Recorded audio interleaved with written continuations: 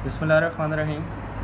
Class 10th बेटा, आज हम केमिस्ट्री का लेक्चर नंबर 2 समझने की कोशिश करेंगे। टॉपिक हमारे पास केमिकल एक्विलिब्रियम वाला चल रहा था। हमने हाफ टॉपिक पढ़ा था, हाफ आज आगे कंटिन्यू करेंगे, लेकिन उस हाफ को कंटिन्यू करने से पहले हम ज़रा प्रीवियस को थोड़ा सा रिव्यू कर लेते हैं। बेटा लास्ट टाइम हमने कुछ चीज़ें पढ़ी थी। हमने सबसे पहले बेटा केमिकल रिएक्शन के बारे में पढ़ा था। हम सीख चुके हैं कि जब दो या दो से ज़्यादा चीज़ें मिलती हैं और कोई एक नई चीज़ बना देती हैं तो हमने उसे केमिकल रिएक्शन कहा था। बेटा फिर हमने कहा था कि इसकी दो टाइप हैं, एक इरिवर्सिबल। मैंने आपको बताने की कोशिश की थी कि ऐसे रिएक्शंस जिनमें बेटा रिएक्टेंट्स मिलकर प्रोडक्ट्स बनाएं और बात ख़त्म हो जाए, प्रोडक्ट्स ना टूटें, रिएक्शन कंप्लीट हो जाए, हमने उनको इरिवर्सिबल कहा था। आपको याद होगा हमने उनको सिंगल एरो से शो किया था। उसके बाद बेटा हमने एक और बात डिस्कस की थी, दूसरी type, that were reversible reaction. बच्चे हमने इनमें पढ़ा था कि ये ऐसे रिएक्शंस होते हैं जिनमें रिएक्टेंट्स मिलकर प्रोडक्ट्स बनाते हैं और कुछ ही देर बाद प्रोडक्ट्स टूटकर दोबारा रिएक्टेंट्स बनाना शुरू कर देते हैं, तो हमने बेटा उन्हें रिवर्सिबल रिएक्शन का नाम दिया था। हमने बेटा ये भी डिस्कस किया था कि ये ऐसे रिएक्शन होते हैं जिनके बारे में समझा जाता है दे नेवर कंप्लीट, ये कभी मुकम्मल नहीं होते। क्यों नहीं होते, आज डिस्कस करते हैं। आखिरी बात जो बेटा हमने इस बारे में पढ़ी थी, हमने पढ़ा था कि रिवर्सिबल रिएक्शन दो तरह के रिएक्शन पर मुश्तमिल होता है, फॉरवर्ड रिएक्शन और बेटा रिवर्स रिएक्शन। यानी कि जब रिएक्टेंट्स मिलकर प्रोडक्ट्स की तरफ जा रहे होते हैं हम उसे फॉरवर्ड रिएक्शन कहते हैं, और जब प्रोडक्ट्स टूट के वापस आ रहे होते हैं तो बेटा हम उसे रिवर्स रिएक्शन कहते हैं। आज बेटा आगे चलने की कोशिश करते हैं। लास्ट टाइम बेटा हमने एक रिएक्शन डिस्कस किया था हाइड्रोजन और आयोडीन के दरमियान, जो कि हाइड्रोजन आयोडाइड बनाता था। आज हम एक नया रिएक्शन पढ़ेंगे, that will be between calcium oxide and carbon dioxide, और बेटा इसके नतीजे में कैल्शियम कार्बोनेट बनेगा। बेटा वही पुरानी बात ही कि जब कैल्शियम ऑक्साइड और कार्बन डाइऑक्साइड मिलके कैल्शियम कार्बोनेट बनाएंगे तो हम बेटा इसे फॉरवर्ड रिएक्शन कहेंगे। थोड़ी देर बाद कैल्शियम कार्बोनेट टूटकर बेटा ये देना शुरू हो जाएगा, that will be reverse reaction. बच्चों अगर तो हम ये रिएक्शन बेटा एक ओपन बर्तन में करवा रहे हैं, हम एक खुले बर्तन के अंदर करवा रहे हैं, तो फिर क्या होगा, यहाँ रिएक्टेंट से प्रोडक्ट की तरफ जा रहे होंगे हम, या प्रोडक्ट से रिएक्टेंट की तरफ। अगर बच्चों हम ये रिएक्शन एक बंद सिस्टम में करवा रहे हैं, हम एक ऐसी बेटा फ्लास्क ली हुई है, ड्राइंग ज़रा बर्दाश्त करिएगा, हमने ये सारा सिलसिला एक बंद बर्तन में लिया है, तो फिर बच्चों पता क्या होगा, अब ये नहीं समझने वाली बात है, ध्यान करिएगा।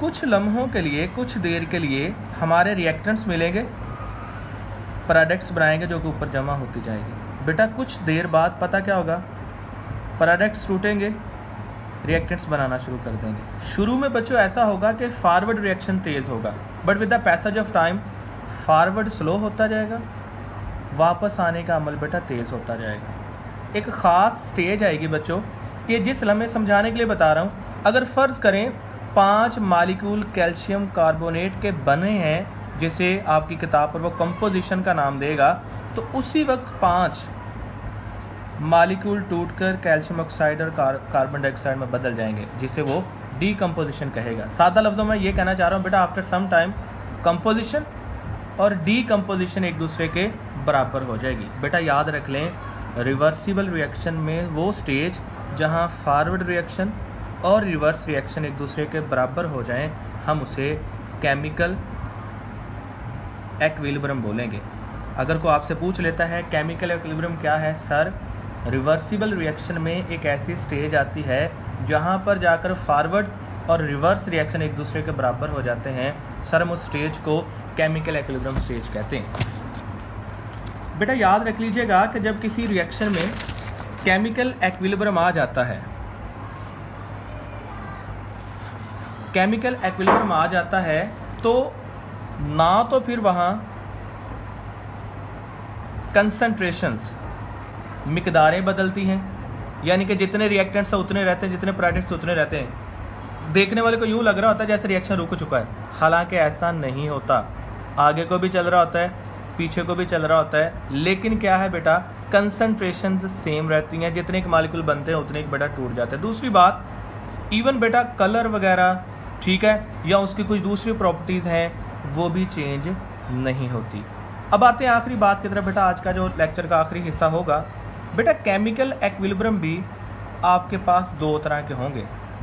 आप एक को स्टैटिक एक्विलिब्रियम बोलेंगे और दूसरे को डायनामिक एक्विलिब्रियम का नाम देंगे। स्टैटिक एक्विलिब्रियम क्या होता है बेटा, देखिए कार्बन ऑक्सीजन मिली, कार्बन डाइऑक्साइड बनी, एक इरिवर्सिबल रिएक्शन था, वापस ना पलटने वाला था, रिएक्शन कंप्लीट हो गया, रिएक्शन आगे बढ़ना रुक गया, इसे आपकी किताब वाला कहेगा सीजेस टू प्रोसीड, आगे बढ़ना रुक जाए। बेटा जहां आपका रिएक्शन आगे बढ़ना रुक जाए, कंप्लीट हो गया, बात खत्म हो गई, हम ऐसे एक्विलिब्रियम को स्टैटिक एक्विलिब्रियम बोलेंगे। किताब वाले कहते हैं ऐसा आमतौर पर ना ज़ाहरी फिनोमेनन होता है, लाइक आपने कोई बिल्डिंग बनाई है तो बिल्डिंग बना के खड़ी कर दी है, तो वो ना बढ़ी है ना मतलब जो डिस्ट्रॉय हो रही, with the passage of time वैसे थोड़ा कम होती रहती है, लेकिन आप आर्जी तौर पर डिस्कस करें तो ना वो बढ़ी है ना नीचे को जा रही है, स्टैटिक एक्विलिब्रियम। दूसरा एक्विलिब्रियम बेटा, उसमें रिएक्शन रुकता नहीं है, ये वही जो हम अभी पढ़ के आए हैं। क्या होता है, फॉरवर्ड और रिवर्स का रेट बेटा आपस में क्या हो जाता है, बराबर हो जाता है। ऐसे एक्विलिब्रियम को आप किसका नाम देते हैं, डायनामिक एक्विलिब्रियम का नाम देते हैं। ये आज का टॉपिक है, थोड़ा सा समराइज कर लेते हैं बेटा। आज हमने क्या सीखने की कोशिश की है, आज सबसे पहले बेटा हमने केमिकल एक्विलिब्रियम की टर्म सीखी है। मैंने आपको बताया बेटा रिवर्सिबल रिएक्शन में वो स्टेज जहाँ पर जाकर फॉरवर्ड और रिवर्स रिएक्शन बराबर हो जाते हैं, फॉरवर्ड और रिवर्स रिएक्शन एक दूसरे के बराबर आ जाते हैं, हम उसे केमिकल एक्विलिब्रियम कहते हैं। फिर मैंने बेटा आपको बताया केमिकल एक्विलिब्रियम की हालत में मिकदारें भी नहीं बदलती, इवन उसकी फिजिकल प्रॉपर्टीज़ भी नहीं बदलती, यूं ही लग रहा होता है जैसे रिएक्शन रुक गया, हालांकि रुका नहीं होता। फिर बेटा हमने बात की टाइप्स ऑफ एक्विलिब्रियम की, हमने कहा दो टाइप हैं, स्टैटिक और डायनामिक। बेटा जिसमें रिएक्शन आगे बढ़ना रुक जाए, ceases to proceed, that will be called static, और जिसमें रिएक्शन रुके ना, फॉरवर्ड और रिवर्स एक दूसरे के बेटा बराबर है, हम उसे डायनामिक एक्विलिब्रियम कहते हैं। मेरे पास अभी यहाँ किताब मौजूद है, मैं आपको दिखाता जो आपने कहाँ से याद करना है। ये आपकी बेटा किताब का पेज है, मैंने लास्ट टाइम आपको होपफुली आपको नज़र आ रहा होगा। यस ये बेटा हमने बल्कि लास्ट टाइम हमने यहाँ तक बात की थी फॉरवर्ड और रिवर्स रिएक्शन। क्या बेटा ये नीचे है, let us have another example, वो डिस्कस हो रही है।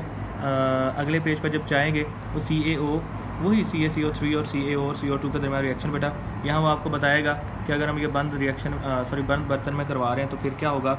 यहाँ पर जाकर आपका मेन काम बेटा शुरू होगा याद करने वाला। ये सारा कुछ रीड करने वाला है, याद करने से कोई खास तल्लुक नहीं रखता। आप ऑलरेडी एग्जाम्पल याद कर चुके हैं, सो आप इसे ना भी याद करें तो काम चल जाएगा। यहाँ से आपने याद करना है, when the rate of forward reaction takes place at the rate of reverse reaction, the composition of reaction remains constant, इसे बेटा केमिकल एक्विलिब्रियम कहते हैं। उसके नीचे बेटा टाइप है, when reaction ceases to proceed, हम उसे स्टैटिक एक्विलिब्रियम बोलेंगे। और जब रिएक्शन बेटा कह लें कि फॉरवर्ड रेट रिवर्स बराबर हो जाता है, हम इसे डायनामिक बोलते हैं। बेसिकली यहाँ से लेकर यहाँ तक आपका याद करने वाला है। ये आगे जो है अगला ये पेज आएगा, ग्राफिकली हमने एक्सप्लेन करना, ये इंशाल्लाह ताला हम थर्ड लेक्चर में करेंगे। अभी बेटा हम थोड़ा थोड़ा रीड करें ताकि आपको ज़रा समझ आना शुरू हो जाए, उसके बाद इंशाल्लाह हम टॉपिक वाइज चलना शुरू कर दें। अच्छा इसे आप देख लीजिएगा, अगर कोई कन्फ्यूजन हो तो बेटा आप सवाल कर सकते हैं। अल्लाह हाफ़िज़।